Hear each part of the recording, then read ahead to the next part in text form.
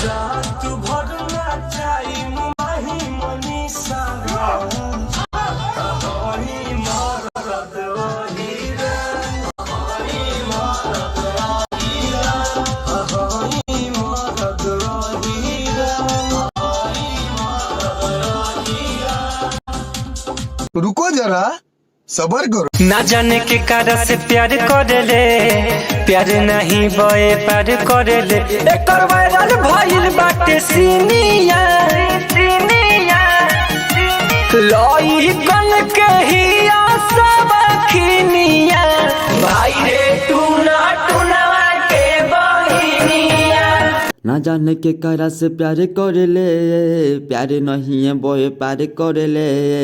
ये कर वायरल भइल बाटे सीनिया लई कन के राखे सवखिनिया भाई रे टूना टूना के बहिनिया।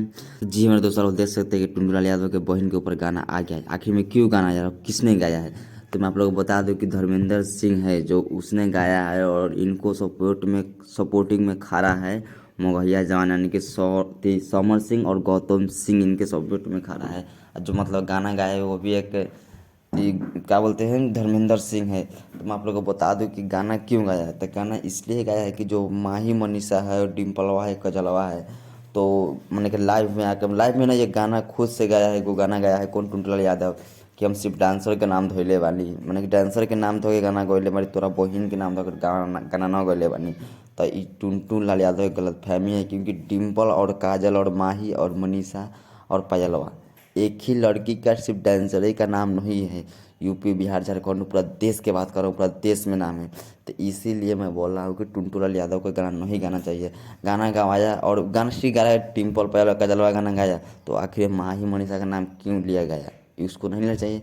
उसको पर्सनली मतलब कि गाना थोड़ा सा मतलब रिकॉर्ड करके उसको गाना गा के डील बनाया गया तो ऐसा नहीं करना चाहिए। चलिए आप गाना उगाए तब गाना क्यों किसी के नाम ले गाइएगा। तो चलिए आप लोग वीडियो को ज़्यादा शेयर कीजिएगा और चैनल पर सब्सक्राइब कीजिएगा। वीडियो अच्छा लगे तो वीडियो को लाइक कीजिएगा। मिलते हैं किसी और वीडियो में। जय हिंद, जय भारत, वंदे मातरम।